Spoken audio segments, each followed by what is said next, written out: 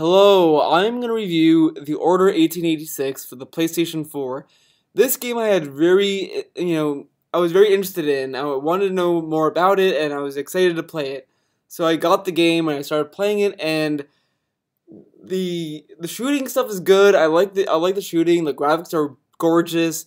I didn't really care about the frames. Everyone kept complaining about it being 30 frames, but I never really noticed or thought about it when I was playing the game, so I don't really care about how many frames the game has, but the game looks really gorgeous, and it's amazing. The style is awesome. I love the atmosphere. It feels dark. It has this horror kind of feel to it, and I loved it. The biggest issue with this game isn't the length, isn't the 30 frames or anything. The length I think is fine. To me, I don't really care that much about length as long as the game is fun and just enjoyable. But this game, the biggest issue of this game is that the cutscenes are way too long and way too many. Uh, most games usually use cutscenes as a reward. If like The Last of Us, you'd be going through all these rooms and hallways with clickers and other survivors who are trying to find you and kill you and all those stuff. They would put you through all this kind of stuff, but then when you get to the cutscene, it's just a gasp of as a relief. It's just like, wow, I made it! I made it. The Order just kind of throws all these cutscenes at you left and right without any rhyme or reason.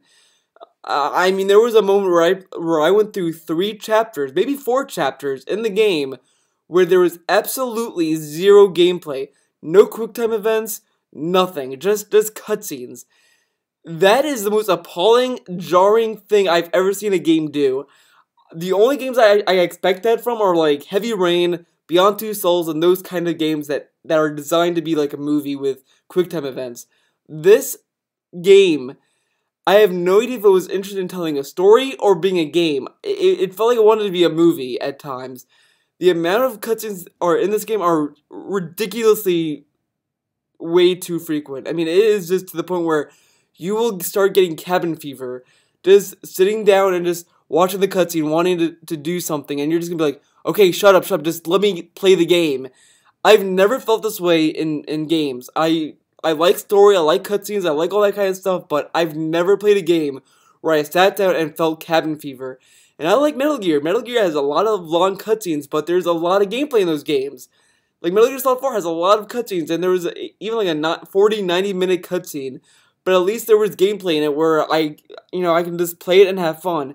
This is just like, as soon as you get into the game, and as soon as you start playing it, and as soon as you really like the feel of it, you get bombarded with 10 cutscenes. It is ridiculous. I really think that this was the biggest mistake that this game has made in the development cycle. The amount of cutscenes are ridiculous. It is really the biggest problem that this entire game has. Like, yeah, it's one issue that I've had with the game, but it is a major problem with this game. Like, it really brings the entire game to a halt, and it just brings it back. It holds it back from any possibilities that the game could have done within the gameplay. I like the atmosphere, I like the setting, I like the gameplay, I love all that stuff, but when you're greeted with cutscene after cutscene after cutscene, you start to wish that you sold this game and just watched it on YouTube. That's really where it starts to show the issues and reveals a lot of problems that this game has. And the other issue is that the environments. I like the setting, and some of the environments have a lot of stuff going on in them, but there are literally a straight line. I've never played a game that had the environments to be a straight line since Final Fantasy 13. And I didn't even finish that game, but this game is literally, you will never get lost. You would have to try your best to be lost, because the game pretty much leads you by the hand where you're supposed to go from point A to point B. The game wants you to get from one cutscene to the next. That is the entire purpose of this game. And the story is good. I like the story, but these cutscenes are ridiculous. Everything about this game is just ridiculously mundane and just kind of like, why are there so many cutscenes? And you will feel cabin fever by the end.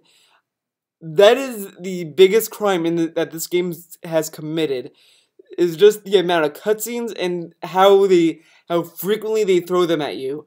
It is the biggest problem that this game has, and I can't recommend it because of it. I would give this game a 6 out of 10. It was fun, but these cutscenes really brought the experience down and just kind of held it back, and it just took away so much from the game just by having as many cutscenes as they did. They could have Most of these cutscenes could be told within gameplay. They didn't have to have them in cutscenes the entire time. So that's it for this review. Thanks for watching. See you next time.